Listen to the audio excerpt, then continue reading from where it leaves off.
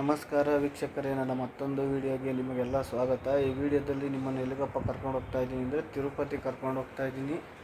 ಅದು ನಾನು ಬಾಡಿಗೆ ಹೋಗ್ತಿಲ್ಲ, ನಾವು ನಮ್ಮ ಫ್ರೆಂಡ್ಸ್ ಎಲ್ಲ ಟ್ರಿಪ್ ಹೋಗ್ತಾ ಇದ್ದೀವಿ. ಯಾವ ಗಾಡೀಲಿ ಅಂದರೆ ಇಟಿಯೋಸಲ್ಲಿ.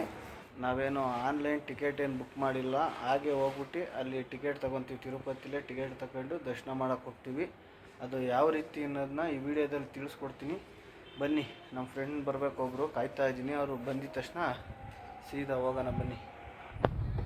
ನನ್ನ ಫ್ರೆಂಡ್ ಬೇರೆ ಬರ್ತಾರೆ ಅಂತ ಹೇಳಿದ್ನಲ್ಲ, ಅವ್ರು ಏನಂದರು ಅಂದರೆ ಇಲ್ಲೇ ರೋಡಲ್ಲಿ ಇದ್ದೀನಿ ಬಾ ಅಂದರು. ಹಾಗಾಗಿ ಅವ್ರನ್ನ ಹಂಗೆ ಹತ್ತಿಸ್ಕೊಂಡು ಹೋಗೋಣ ಅಂದ್ಬಿಟ್ಟು ಹೋಗ್ತಾ ಇದ್ದೀನಿ. ಹಿಂಗೆ ಕ್ಯಾಸ್ನವರದಲ್ಲೇ ಇದ್ದಾರೆ, ಅವ್ರನ್ನ ಹಂಗೆ ಹತ್ತಿಸ್ಕೊಂಡು ಒಬ್ಬರನ್ನ ಹನುಮಂತಪುರದಲ್ಲಿ ಹತ್ತಿಸ್ಕೊಬೇಕು. ಅವ್ರನ್ನ ಪಿಕಪ್ ಮಾಡ್ಕೊಂಡು ಅಲ್ಲಿಗೆ ಹೋಗೋಣ ಬನ್ನಿ. ನೋಡಿ, ಇವರೇ ನಮ್ಮ ಫ್ರೆಂಡು ಬಂದರು. ಈ ಥರ ಡ್ರೈವರ್ ಇದ್ದರೆ ನಮಗೆ ಅನುಕೂಲ ಜಾಸ್ತಿ. ನೋಡಿ ಬನ್ನಿ, ನಾವೇ ಇನ್ನೊಬ್ರನ್ನ ಪಿಕಪ್ ಮಾಡಬೇಕು. ಬನ್ನಿ ಅಲ್ಲಿಗೆ ಹೋಗೋಣ. ನಾವು ಇನ್ನೊಬ್ಬ ಫ್ರೆಂಡ್ನು ಕೂಡ ಪಿಕಪ್ ಮಾಡಿಬಿಟ್ಟು ಹಾಗೆ ಗಾಡಿಗೆ ಡೀಸೆಲ್ ಹಾಕ್ಸ್ಬೇಕಾಗಿತ್ತು. ಡೀಸೆಲ್ ಹಾಕಿಸ್ಕೊಂಡು ಬನ್ನಿ ಸೀದಾ ತಿರುಪತಿಗೆ ಹೋಗೋಕ್ಕಿಂತ ಮುಂಚೆ ಎಲ್ಲ ನಾವು ಊಟ ಮಾಡ್ಕೊಂಡು ಹೋಗೋಣ. ಕೋಲಾರ ಇನ್ನು 10 ಕಿಲೋಮೀಟ್ರ್ ಐತೆ ಅನ್ಬೇಕಾದ್ರೆ ನೋಡಿ, ರೋಡ್ ಸೈಡಲ್ಲಿ ಇಲ್ಲಿ ತುಂಬ ಲಾರಿಗಳೆಲ್ಲ ನಿಂತಿದ್ದವು, ಗಾಡಿಗಳೆಲ್ಲ. ಇಲ್ಲಿ ಊಟಕ್ಕೆ ಅಂದ್ಬಿಟ್ಟು ಒಂದು ಅಂಗಡಿ ಹತ್ರ ಸೈಡ್ಗೆ ಹಾಕಿದ್ದೀವಿ ಗಾಡಿ.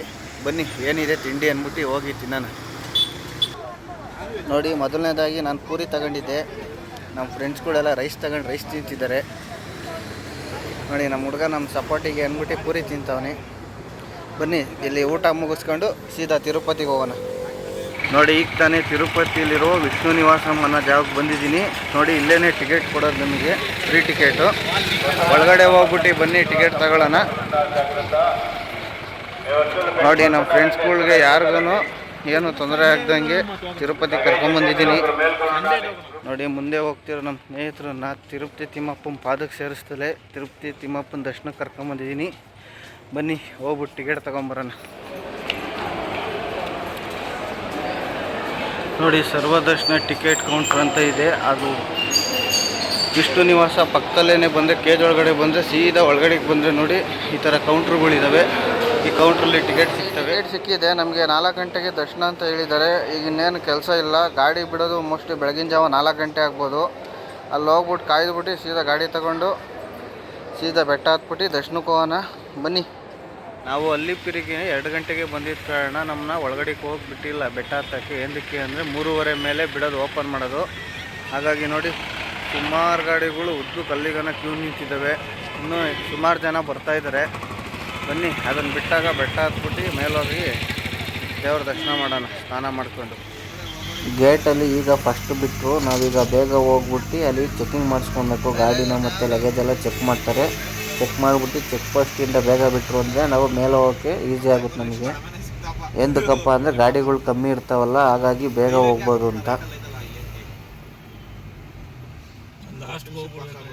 ನೋಡಿ, ಚೆಕ್ ಪೋಸ್ಟ್ ಹತ್ರ ಬಂದಿದ್ದೀವಿ. ಗಾಡಿ ಸಿಕ್ಕಾಪಟ್ಟೆ ಅಂದರೆ ಸಿಕ್ಕಾಪಟ್ಟೆ ಗಾಡಿಗಳು ಬಂದಿದ್ದಾವೆ. ಫುಲ್ ಅಲ್ಲಿಗನ ಲಾಸ್ಟ್ ಕಣ ಜಾಮ್ ಆಗಿದೆ. ಎಲ್ಲರೂ ನೋಡಿ ಬ್ಯಾಗ್ಗಳು ತಗೊಂಡೋಗಿ ಚೆಕ್ ಮಾಡಿಸ್ಬೇಕು. ನೋಡಿ, ನಮ್ಮವು ಒಂದು 2-3 ಬ್ಯಾಗ್ ಇದ್ದಾವೆ. ಬನ್ನಿ ತಗೊಂಡೋಗ್ಬಿಟ್ಟು ಚೆಕ್ ಮಾಡಿಸ್ಕೊಂಬರೋಣ. ನೋಡಿ, ಎಲ್ಲರೂ ಸುಮಾರು ಜನ ನೋಡಿ ಬ್ಯಾಗ್ಗಳು ತಗೊಂಡು ಚೆಕ್ಕಿಂಗ್ ಮಾಡ್ಸೋಕ್ಕೆ ಅಂದ್ಬಿಟ್ಟು ಹೋಗ್ತಾ ಇದ್ದಾರೆ. ನಾವು ನಮ್ಮವು ಬ್ಯಾಗ್ಗಳನ್ನ ಚೆಕ್ ಮಾಡಿಸ್ಕೊಂಡು ಮುಂದೆ ಹೋಗ್ಬಿಟ್ಟು ಹತ್ತನ ಬನ್ನಿ. ನೋಡಿ, ಇದು ಗಂಡಸರಿಗೆ ಅಂದ್ಬಿಟ್ಟು, ಇದು ಲೇಡೀಸ್ಗೆ ಅಂದ್ಬಿಟ್ಟು.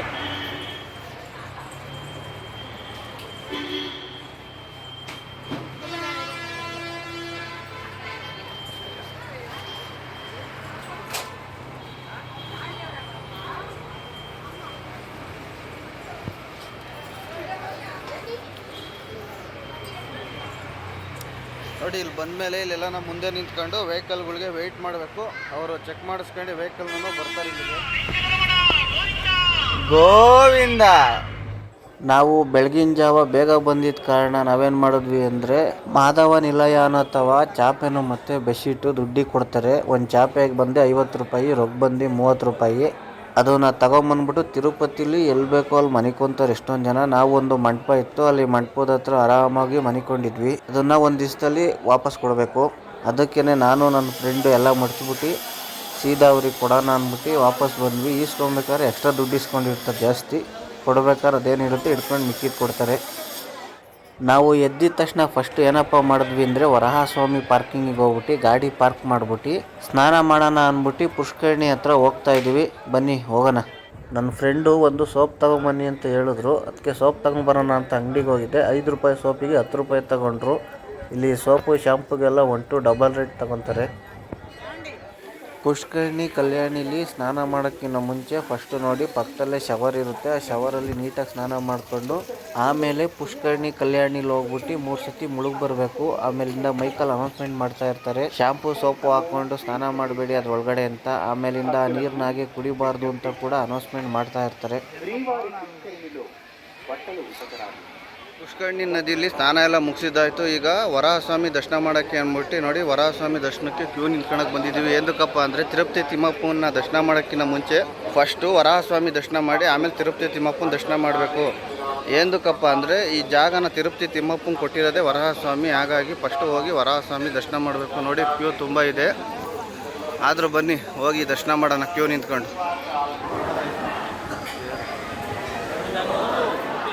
ಈಗ ಭೂವರಹಸ್ವಾಮಿನ ದರ್ಶನ ಮಾಡ್ಕೊಂಡು ಬಂದ್ವಿ. ನೋಡಿ ಇಲ್ಲೇ ಇದೆ ಹಿಂದಗಡೆ ದೇವಸ್ಥಾನ. ಈಗ ತಿಂಡಿ ಮಾಡೋದೋ ಇಲ್ಲ ಡೈರೆಕ್ಟು ತಿಮ್ಮಪ್ಪನ ದರ್ಶನ ಮಾಡೋಕ್ಕೆ ಹೋಗೋದೋ ಗೊತ್ತಿಲ್ಲ. ಹೆಂಗೆ ಅಂದರೆ ಇನ್ನೂ ತಿಂಡಿ ಊಟ ಏನೂ ಮಾಡಿಲ್ಲ. ಬನ್ನಿ ಹೋಗಿ ತಿಂಡಿ ಮಾಡ್ಕೊಂಡು ತಿಮ್ಮಪ್ಪನ ದರ್ಶನ ಮಾಡೋಣ. ಏನಕ್ಕೆ ಅಂದರೆ ಅಲ್ಲೆಲ್ಲ ಫೋನ್ ಅಲೋ ಇಲ್ಲ, ಈಚೆನೇ ಈಸ್ಕೊಂಬಿಡ್ತಾರೆ. ಹಾಗಾಗಿ ವೀಡಿಯೋ ಗಿಡಿಯೋ ಎಲ್ಲ ಏನೂ ಮಾಡೋಕ್ಕಾಗಲ್ಲ. ವರಹಸ್ವಾಮಿ ಒಳಗಡೆ ತಗೊಂಡೋಗ್ಬೋದು ಫೋನು, ಅದರಲ್ಲಿ ವೀಡಿಯೋ ಮಾಡೋಕ್ಕೆ ಬಿಡೋಲ್ಲ. ಬನ್ನಿ ಮುಂದಕ್ಕೆ ಹೋಗೋಣ. ಹೊಟ್ಟೆ ಬೇರೆ ತುಂಬ ಹಸಿತಿತ್ತು, ಹಾಗಾಗಿ ಊಟ ಮಾಡ್ಕೊಂಬಿಟ್ಟೆ ವೆಂಕಟೇಶ್ವರ ಸ್ವಾಮಿ ದರ್ಶನಕ್ಕೆ ಹೋಗೋಣ ಅಂದ್ಬಿಟ್ಟು ನಾವು ಅನ್ನಪೂರ್ಣೇಶ್ವರಿ ಊಟದ ಅಲ್ಲಿಗೆ ಬಂದಿದ್ದೀವಿ. ಇಲ್ಲಿ ಊಟ ಮಾಡಿಕೊಂಡು ಸೀದಾ ಹೋಗಿ ದರ್ಶನ ಮಾಡೋಣ.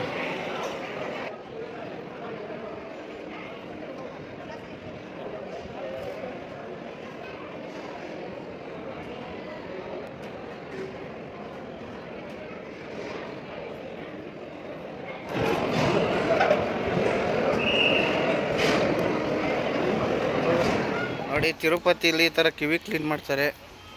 80 ರೂಪಾಯಿ ಚಾರ್ಜ್ ಮಾಡ್ತಾರೆ. ನಮ್ಮ ಹುಡುಗ ನೋಡಿ ಕ್ಲೀನ್ ಮಾಡಿಸ್ಕೊತಾವ್ ಕಿವಿನ.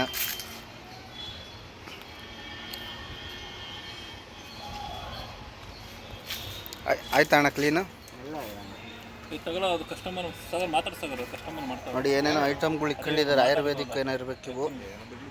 ಅವನ್ನ ಹಾಕ್ಬಿಟ್ಟು ನೀಟಾಗಿ ತೆಗಿತಿದ್ದಾರೆ.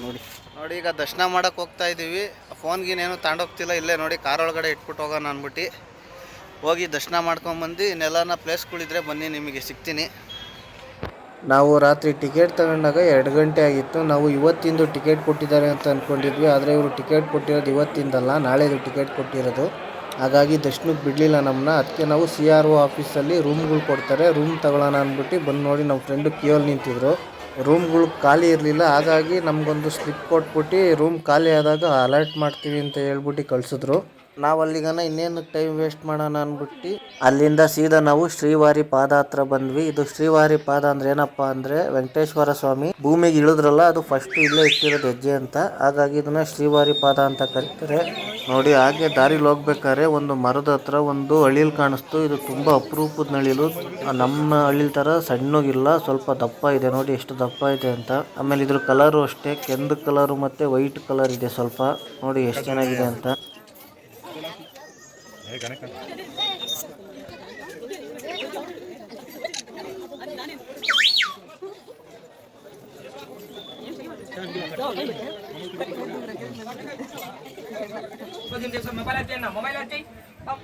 ಶ್ರೀವಾರಿ ಪಾದ ನೋಡಿ ದರ್ಶನ ಮಾಡ್ಕೊಳ್ಳಿ.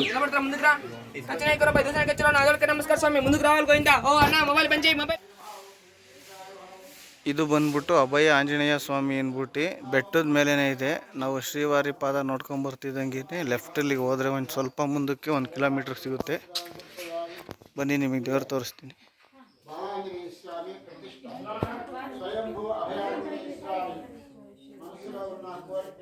ప్రధానంగా పిల్లలు బాగుండాలని, ఆరోగ్యం బాగుండాలని, ఇక్కడ వ్యాపార అభివృద్ధికి, ఉద్యోగ ఉన్నతికి ప్రార్థన చేసుకుంటారు. ఈ పణం ಯಾವ ರೀತಿ ಈಶ್ವರನ ದೇವಸ್ಥಾನದಲ್ಲಿ ನಂದಿ ಇರುತ್ತೋ ಅದೇ ರೀತಿ ಆಂಜನೇಯನ ದೇವಸ್ಥಾನದಲ್ಲಿ ಕೆಲವೊಂದು ದೇವಸ್ಥಾನದಲ್ಲಿ ಈ ಥರ ಒಂಟೆ ಇಟ್ಟಿರ್ತಾರೆ ದೇವ್ರ ಮುಂದೆ. ಅದು ಯಾಕೆ ಅಂತ ನನಗೂ ಗೊತ್ತಿಲ್ಲ, ಯಾರಿಗಾನ ಗೊತ್ತಿರೋ ಕಮೆಂಟ್ ಮಾಡಿ. ಬನ್ನಿ ನೆಕ್ಸ್ಟು ಶಿಲಾ ತೋರಣ ಹತ್ರ ಹೋಗೋಣ.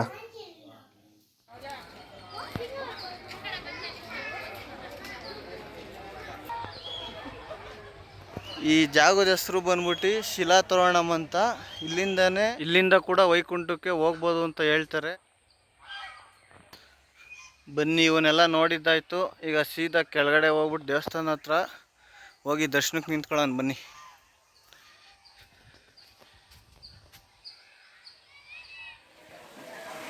ಅಲ್ಲಿಂದ ಒಂದು ಸ್ವಲ್ಪ ಮುಂದೆ ಬಂದರೆ ನೋಡಿ ಚಕ್ರತೀರ್ಥ ಅಂತ ನಿಮ್ಗೊಂದು ಕಾಣಿಸುತ್ತೆ. ಚಕ್ರತೀರ್ಥ ಅಂತ ನೋಡಿ, ನೀರು ಹರಿತಾ ಇದೆ. ಅದು ಎಲ್ಲಿಂದ ಬರುತ್ತೆ ಅಂತ ಗೊತ್ತಿಲ್ಲ, ನೀರು ಹರಿತಾ ಇದೆ ನೋಡಿ. ಇದೆ ಚಕ್ರತೀರ್ಥ. ನಾವು ಬ್ರಿಡ್ಜ್ ಮೇಲೆ ನಿಂತಿದ್ದೀವಿ. ಅಷ್ಟೊತ್ತಿಗಾಲೇ ರಾತ್ರಿ ಆಗಿತ್ತು. ಊಟ ಮಾಡೋಣ ಅಂದ್ಬಿಟ್ಟು ಮತ್ತೆ ಅನ್ನ ಪ್ರಸಾದ ಮಾತ್ರ ಬಂದು ಊಟ ಮಾಡ್ತಿದ್ವಿ. ಅವಾಗ CRO ಇಂದ ಒಂದು ಮೆಸೇಜ್ ಬಂತು, ರೂಮ್ ಅಲರ್ಟ್ ಆಗಿದೆ ಅಂತ. ರೂಮ್ ಸಿಕ್ಕಿದ ಮೇಲೆ ನೆಕ್ಸ್ಟ್ ರೆಸ್ಟ್ ತಗೊಂಡಿಲ್ಲ, ಸೀದಾ ಹಂಗೆ ದರ್ಶನಕ್ಕೆ ಹೋದ್ವಿ. ನಾವು 12 ಗಂಟೆ ದರ್ಶನಕ್ಕೆ ಹೋಗಿ ಈಚೆ ಬಂದಾಗ ಬೆಳಗಿನ ಜಾವ 6 ಗಂಟೆ ಆಗಿತ್ತು. ಆಮೇಲೆ ಒಂದು 10 ಗಂಟೆ ತನಕ ರೆಸ್ಟ್ ಮಾಡಿಬಿಟ್ಟು ಅಲ್ಲಿಂದ ಸೀದಾ ನಾವು ಊರ ಕಡೆಗೆ ಹೊಡ್ತಾ ಇದ್ವಿ. ಈ ವಿಡಿಯೋ ನಿಮ್ಗೆ ಏನಾನ ಇಷ್ಟ ಆಗಿದ್ರೆ ನನ್ನ ಚಾನಲ್ನ ಸಬ್ಸ್ಕ್ರೈಬ್ ಮಾಡ್ಕೊಳ್ಳಿ ಅಂತ ಹೇಳ್ತಾ ಈ ವಿಡಿಯೋನ ಇಲ್ಲೇ ಮುಗಿಸ್ತಾ ಇದ್ದೀನಿ. ಬಾಯ್. ಓಟ್ ಬತ್ತೀಯಾ? ಟಾಟಾ. ಎಲ್ಲೂ ನೋಡ್ದಂಗಿಲ್ಲ. ಓಟ್ ಬಾ. ನನಗಿದ್ರು ಒಂಥರ ಸಂತೋಷ.